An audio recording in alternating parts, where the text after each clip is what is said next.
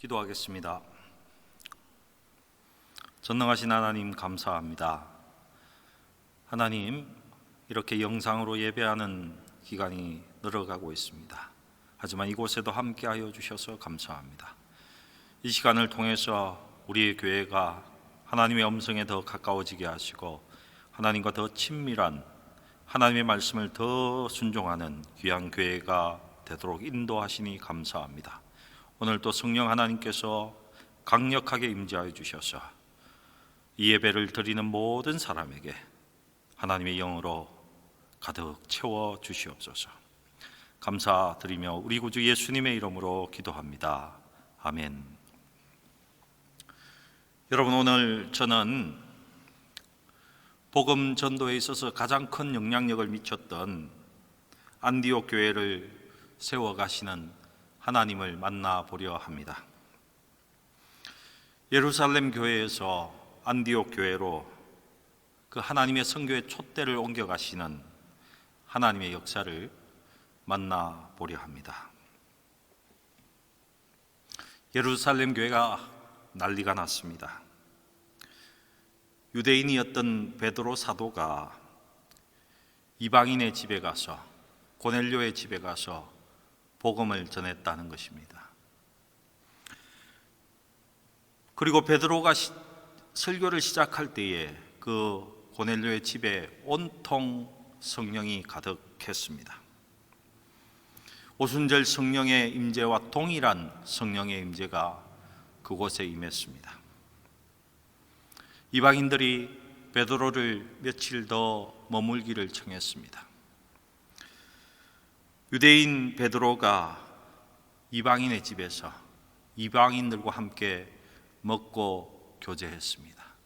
이것이 문제였습니다. 사도행전 11장 3절에 이르되 내가 무할례자의 집에 들어가 함께 먹었다. 이것이 문제였습니다. 머물며 함께 먹었다는 것은 서로 교제했다는 것입니다. 유대인의 법으로는요, 유대인이 이방인과 교제하는 것 자체가 불법입니다. 그러니 이렇게 이야기합니다. 베드로, 너가 사도면 사도지, 너가 수제자면 수제자이지, 이방인의 집에 가서 너 교제하는 것이 말이 되느냐? 예루살렘 성도들이, 유대인 성도들이 마구 비난했습니다. 이방인 가정 고넬료의 집안이 복음을 받고 성령 세례를 받았습니다. 여러분, 이렇게 복음을 받아들이고 성령이 임하는 것 좋은 일입니까? 아니면 이것이 나쁜 일입니까?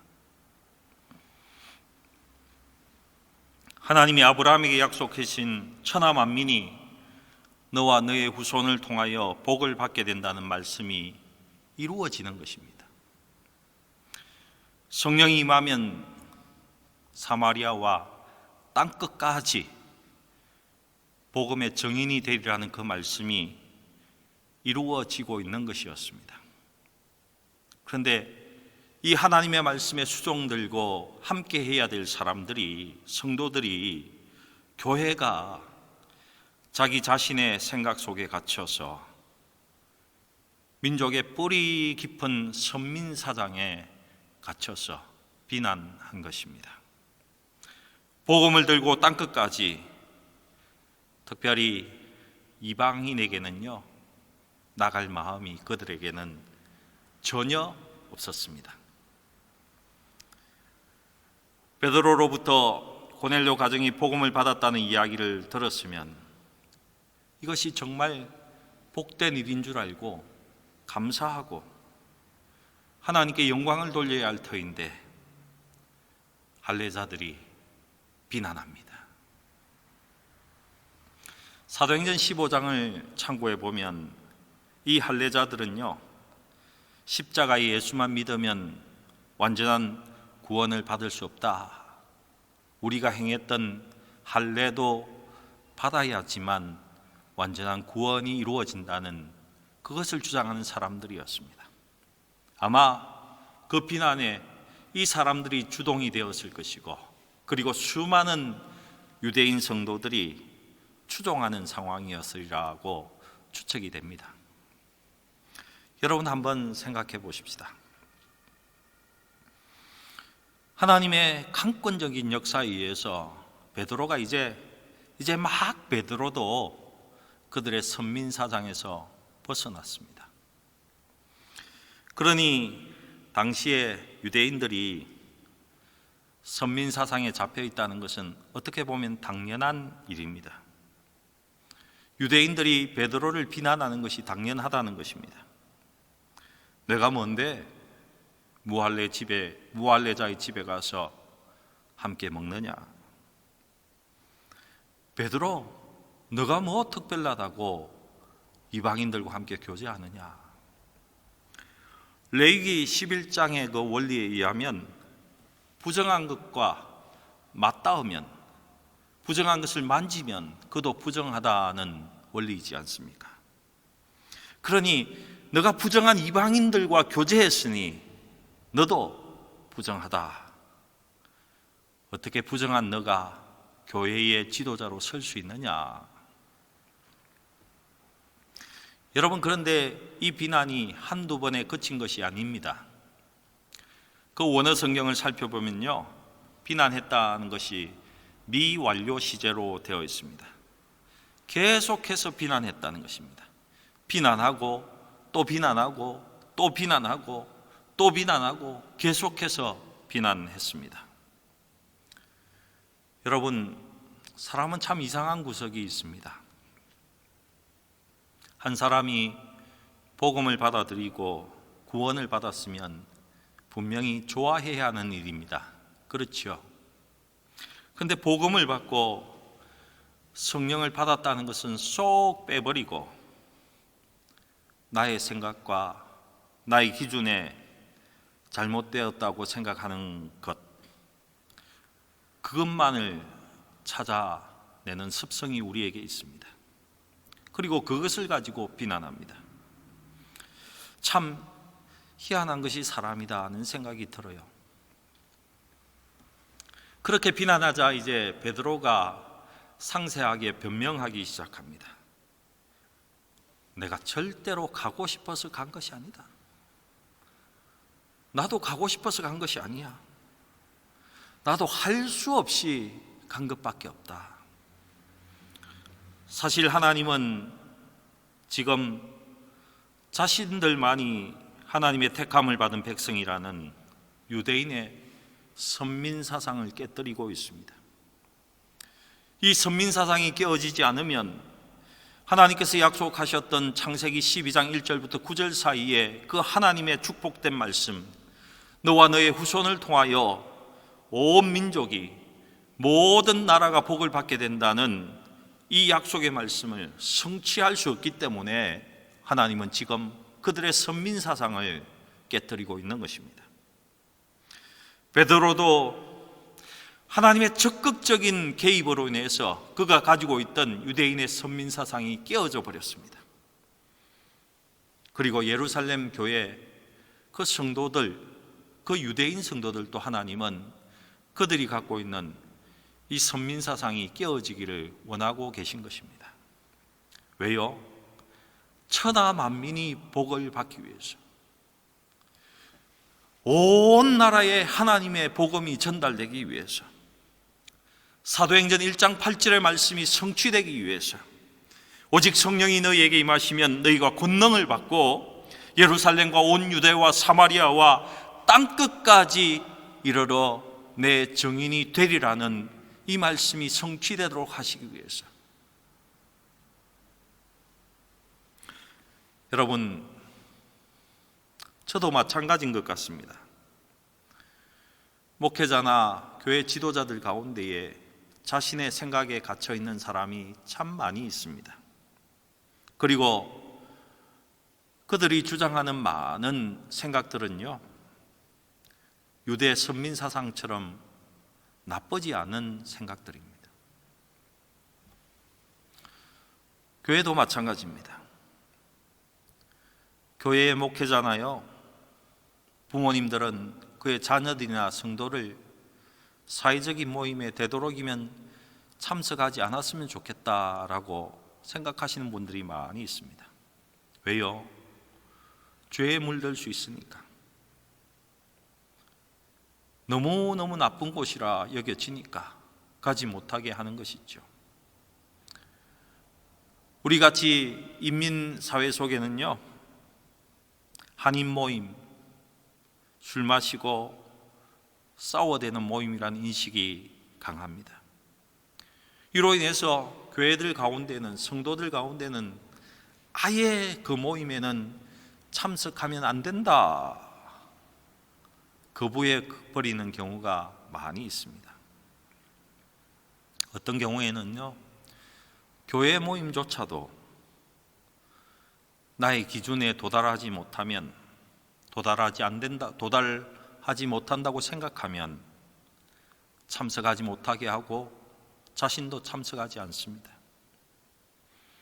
여러분, 우리의 시각을 하나님의 관점과 시각으로 바꾸셔야 합니다. 하나님께서 우리의 교회를 세우신 것은 내 생각에 옳고 내 생각에 괜찮은 사람만 모인 그런 공간으로 하나님께서 세운 것이 아니라는 것입니다. 천하 만민을 위해서 세운 것입니다.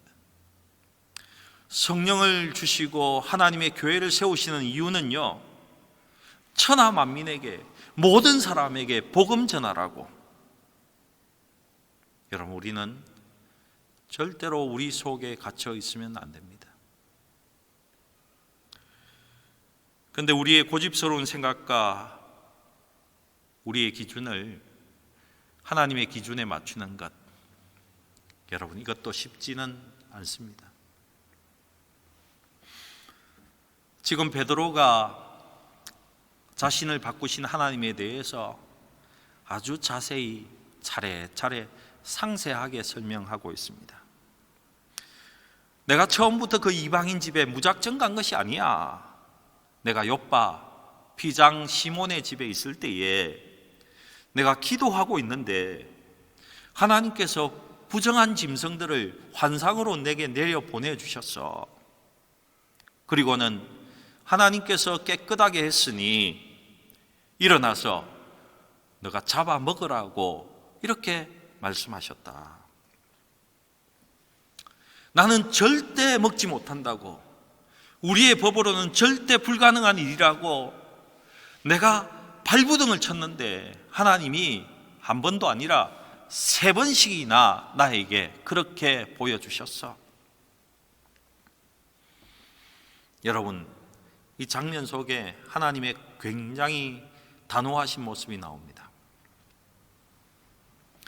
베드로야, 일어나서 잡아먹으라. 여러분, 일어나라는 말에 히브리어가 무슨 말인 줄 아시죠? 쿰이라는 이 말은요, 그냥 일어나라는 말이 아니고 너가 결단하고 일어나라는 말인 것입니다. 내가 이미 그리스도의 십자가로, 그 십자가의 보혈로 깨끗하게 했으니 이제 가서 교제하라는 것입니다. 이제 부정하지 않다는 것입니다. 그들이 깨끗해졌다는 것입니다. 하나님께서 이미 깨끗하게 했으니 너가 속되다 하지 말라고 말씀하시는 것입니다. 여러분, 여기서 깨끗하다는 말은요, 그냥 빨아서 깨끗해진다는 그런 말이 아닙니다. 히브리서 9장 22절의 말씀의 깨끗함입니다. 율법을 따라 그의 모든 물건이 피로서 정결하게 되나니 피 흘림이 없은즉 사함이 없느니라. 너희가 부정하게 생각하는 그 이방인들, 이미 내 아들 예수 그리스도의 그 보혈로 깨끗하게 되었다는 것입니다. 여러분, 우리도 교회 생활하면서 범하는 실수가 있습니다. 내 눈에 맞으면,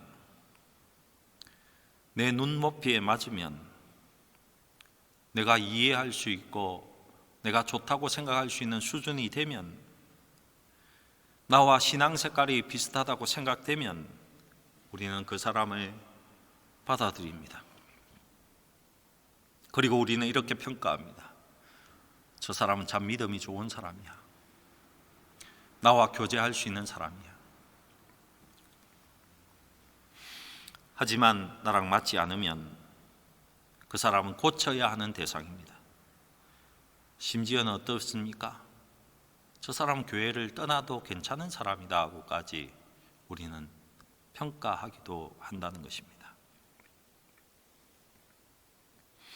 여러분, 교회라는 것은요, 십자가의 보혈을 믿는, 그리고 십자가의 보혈을 믿을 사람들, 그 모든 사람을 위한 하나님의 공간입니다.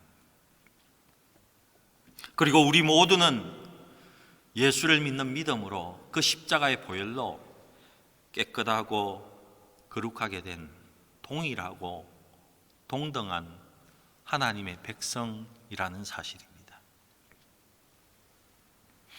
하나님께서 우리에게도 이렇게 말씀하시는 것 같아요. 내가 깨끗하다는 것을 너가 부정하다 하지 말라.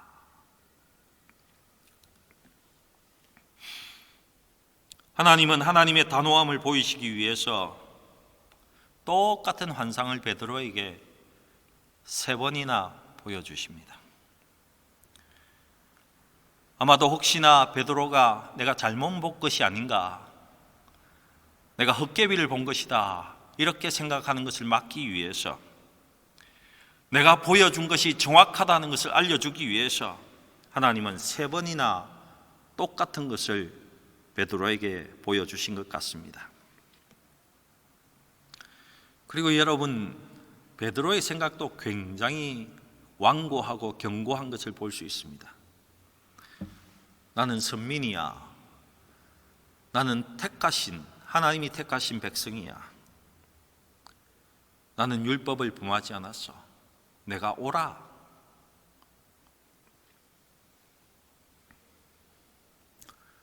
여러분, 교회의 목회자인 저나 많은 지도자들이 가질 수 있는 생각 중에 이런 생각이 있습니다. 이 교회 하나님께서 내게 맡기신 거야. 그러니 모든 사람은 나의 말을 들어야 해. 다른 사람의 의견은 들어볼 가치도 없어. 하나님이 나에게 맡겼기 때문에 내 생각과 내 기준이 옳아. 여러분, 많은 사람들이 얼마나 이런 생각이 견고하고 단단하게 세워져 있는지 모릅니다. 그래서 오늘 또 하나님께서는 저에게 쿰 하시는 것 같습니다. 이 목사야, 일어나라. 결단하고 일어나라. 나를 따르라. 이렇게 말씀하시고 있는 것 같아요. 베드로도 이렇게 이야기합니다.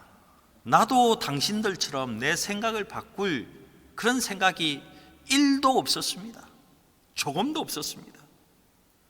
그런데 하나님께서 똑같은 환상을 3번이나 보여주시고 사도행전 11장 11절의 말씀처럼 그 환상이 끝나자마자 그때 마침 피장 시몬의 집, 내가 머물고 있었던 그 피장 시몬의 집에 3 사람이 나를 찾아와서는 문을 두드리는데, 그때 성령께서 나에게 말씀하시기를 아무 의심하지 말고 가라.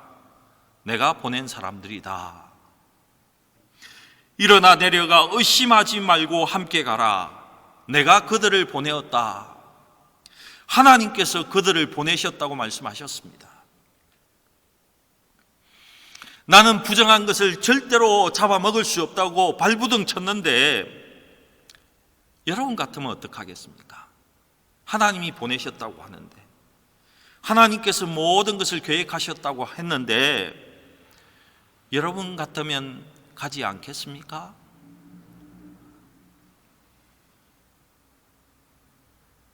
사랑하는 성도 여러분, 여러분 같으면 어떻게 하시겠습니까?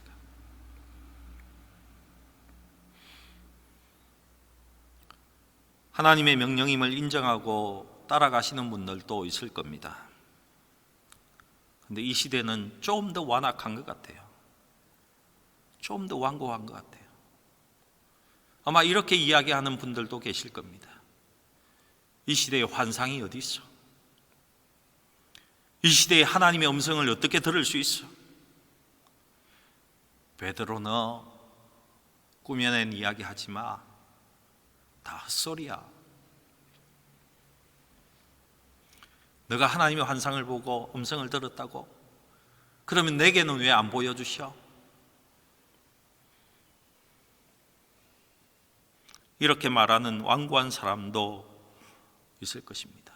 그리고는 내가 생각하는 대로, 내가 계획한 대로 그렇게 완고하게 나갈 사람들도 있다고 저는 생각이 됩니다.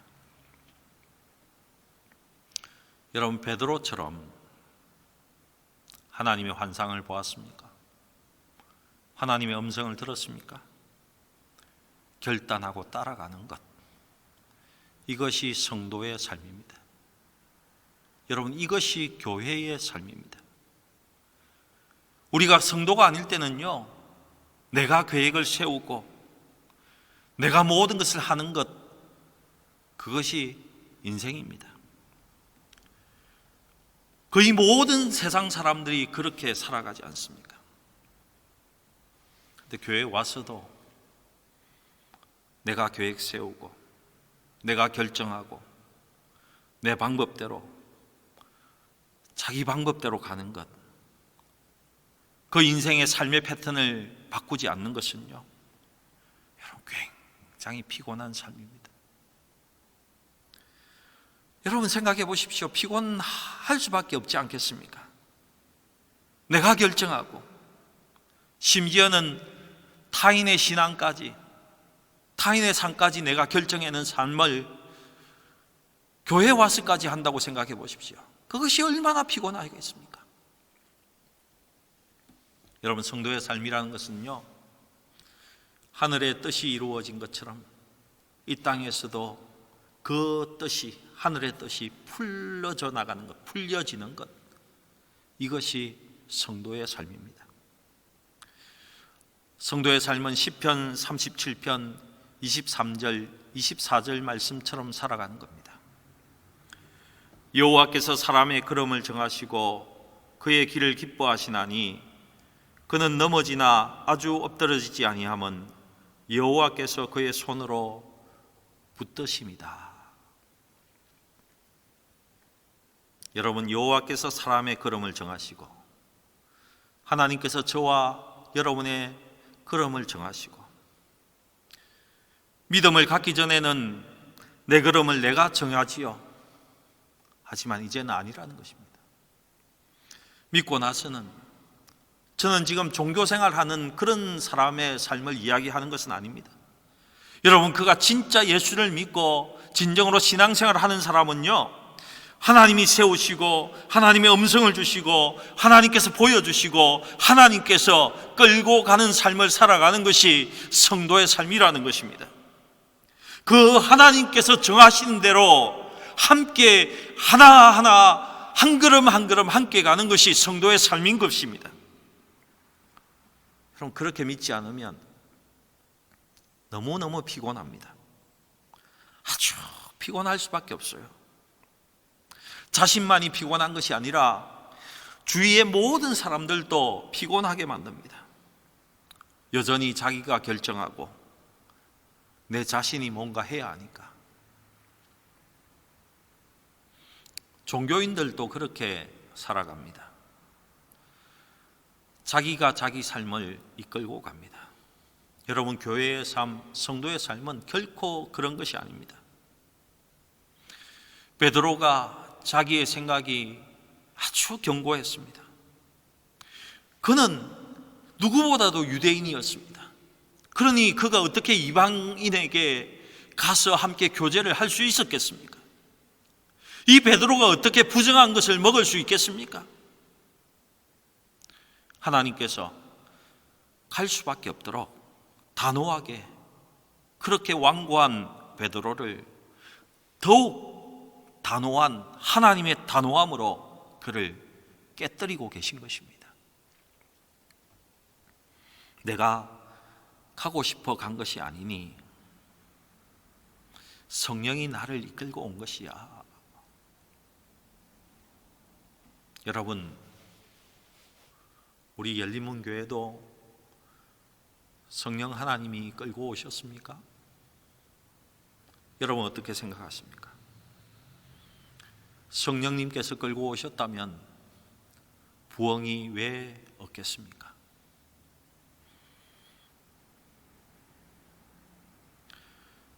여러분, 저와 여러분 정말 진액을 다해서 하나님께 진력을 다했습니까?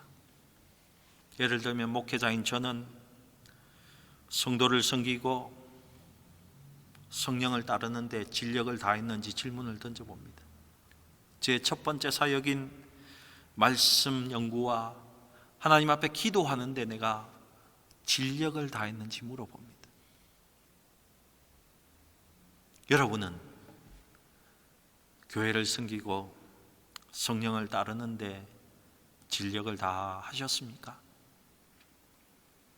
아니면 여전히 내가 교회에 간 만큼, 내가 가고 싶은 만큼, 내가 주인 된, 내가 주동이 된 교회 생활을 하고 있지는 않습니까?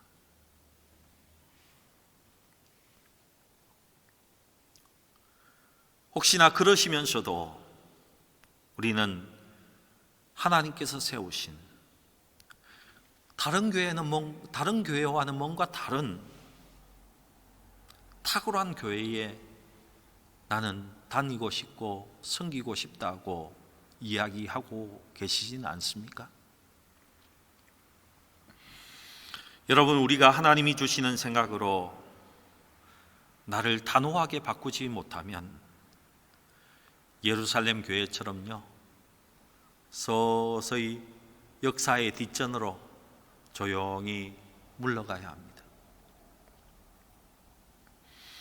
하나님은 생각이 바꿔진 베드로, 그리고 베드로의 이야기를 듣고 바뀌어진 유대인 전도자들을 통해서 사마리아 땅끝까지, 사마리아를 넘어서 땅끝까지 지금 복음을 전하십니다. 고넬료의 가정에서 베드로가 설교를 시작할 즈음에 성령이 그곳에 임했습니다.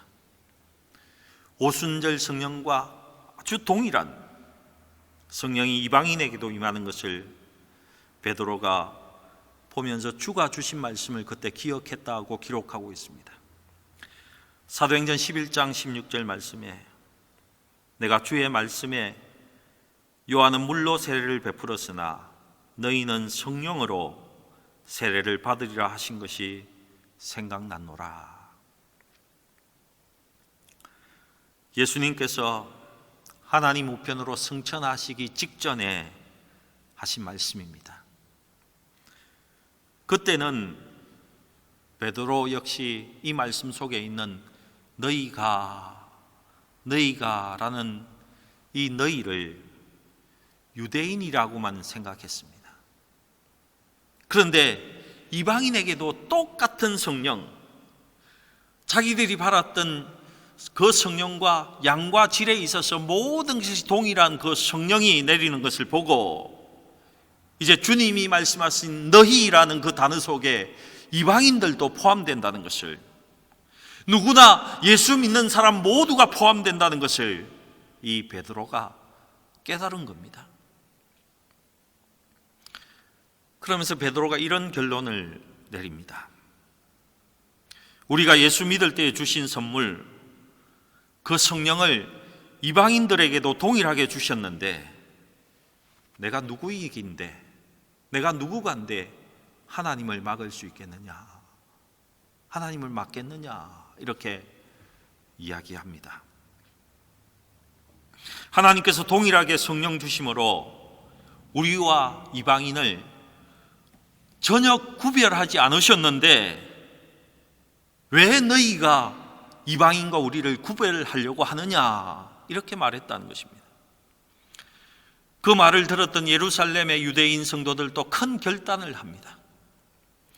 사도행전 11장 18절 말씀에 그들이 이 말을 듣고 잠잠하여 하나님께 영광을 돌려 이르되 그러면 하나님께서 이방인에게도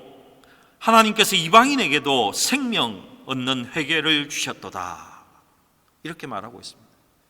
생명 얻는 회개. 하나님께서도 동일한 구원을 주셨다는 것입니다. 이방인에게도 하나님께서 그의 영원한 생명을 이방인에게도 주셨다는 말을 선언했다는 것입니다. 여러분, 우리가 가진 보수신앙, 이거 굉장히 좋은 것입니다. 여러분, 유대인의 선민사상도 좋은 것입니다. 하지만 그것이 깨어지고 개혁되지 않으면 예루살렘 교회가 역사의 뒷전으로 물러간 것처럼 그럼 우리도 그렇게 될 수밖에 없습니다. 여러분, 정확한 하나님의 성경의 말씀의 터 위에 성령의 세례를 가득 부어주시는 것을 여러분 체험하시기 바랍니다. 성경의 정확한 것을 여러분 볼 수 있기를 축복합니다. 그리고 그 성령 하나님의 음성을 들으시고 그 성령 하나님의 생각을 가지시고 감동 주실 때에 감동을 받으시고 보여주실 때도 보여보면서 그 성령 하나님을 정확히 따르시기 바랍니다. 그것으로 우리의 생각이 깨어져야 합니다. 자기 중심의 신앙,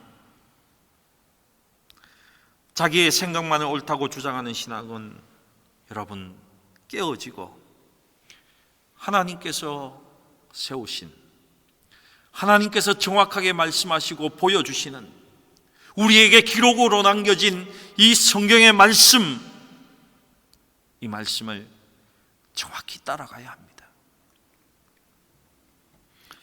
여러분, 이 예루살렘 성도들의 깨어진 생각이 전도자들에게 큰 영향을 미칩니다. 그래서 사도행전 11장 20절 말씀에 보니까 그들 중에 구브로와 구레네 몇 사람이 안디옥에 이르러 헬라인에게도 말하여 주 예수를 전파했다라고 기록하고 있습니다. 여러분, 몇 명의 사람들이 예루살렘 교회의 결정을 기억했다는 것입니다. 이방인들에게도 구원이 임한다. 이방인에게도 하나님의 생명이 전해졌다. 생명의 회개가 전해졌다는 이 말을 기억했다는 것입니다. 여러분, 그전까지만 해도 유대인들이 어떤 줄 압니까? 이방 땅에 가서도 유대인들에게만 복음을 전했습니다. 이방 땅에서도. 그런데 이제는 이방인에게 예수 그리스도의 복음을 전파하는 몇 사람이 생겼다는 것입니다. 여러분, 사람은 자기 습관대로 살아갑니다. 그런데 몇 사람이 자기의 습관을 과감히 부숴버렸다는 것입니다. 그랬더니 하나님의 돌파가 거기에서 일어났어요. 이방인들이 복음을 듣고 돌아온 것입니다. 아마 이 몇 명 사람은요, 하나님을 정말 웃음짓게 한 사람들일 것입니다. 왜냐하면 그렇게 하니까 주의 권능의 하나님의 손이 그들과 함께 했다고 기록하고 있지 않습니까? 그리고는 최초의 이방인 교회 안디옥 교회가 세워집니다. 여러분, 그 교회에 예루살렘 교회에서 바나바라는 유대인 목사를 파송합니다. 생각이 깨어지기 전에는 절대로 있을 수 없는 일이었습니다. 하지만 이방인들이 예수를 믿고 교회가 세워지고 그곳에 유대인 목회자 바나바가 가서 목회하게 되었다는 것입니다.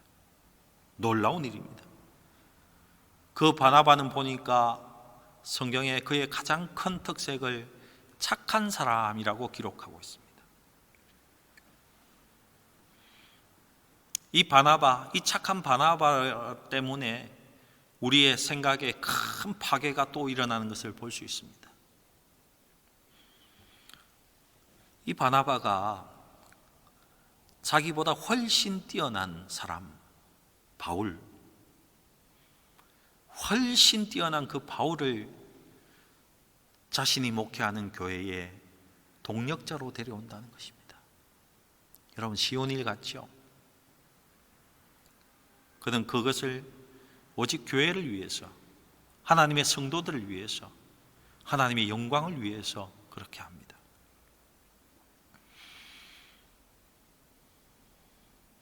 우리는 어떻습니까? 나보다 조금 열심히 있고, 나보다 뭔가 더 잘한다고 생각이 되고, 나보다 신앙이 더 좋다고 생각되어지는 사람이 있으면요, 목사인 저도 견제하고 비방합니다. 그래서 성경은 바나바를 착한 사람이라고 했던 것 같아요. 착한 사람이니까 가능한 것입니다. 여러분, 이런 사람들의 연속적인 사고의 파괴로 인해서, 생각의 바뀜으로 인해서 안디옥 교회는요, 하나님의 탁월한 교회로 세워집니다. 초대교회뿐만이 아니고 기독교 역사상 가장 큰 영향력을 미치는 교회로 세워졌다는 것입니다. 하나님의 탁월한 교회로 세워지는 밑받침에는 예루살렘 유대인들의 사고의 파괴, 바나바의 사고의 파괴, 이런 것이 밑받침이 되었다는 것입니다. 그런 밑받침 속에서 땅끝까지 복음을 전하는데 가장 수종드는, 가장 잘 섬기는, 가장 탁월한 역할을 하는 교회가 안디옥 교회가 되었다는 것입니다. 그뿐만입니까? 오늘 성경을 보면요, 그들은 가장 처음으로 그리스도인, 크리스찬이라는 별명을 얻게 됩니다. 그들을 보니까 예수 믿는 사람이 어떤 사람인지 보인다는 것입니다. 저들을 보니까 저 사람들은 예수 옆에 붙어 있는 사람이다, 저 교회를 보니까 예수로 가득 찬 교회구나 하는 것을 그들이 보고 알았다는 것입니다. 저 교회는 예수가 하라는 대로 하는 교회구나 하는 것을 예수 믿지 않는 이방인들이 알아보고는 그를 크리스찬이라고 붙였다는 것이죠. 여러분, 우리 함부르크 열린문 교회는 역사의 뒷전으로 물러가는 교회가 아니라 하나님의 탁월한 교회가 되기 위해서 개혁의 몸부림을 친 교회였습니다.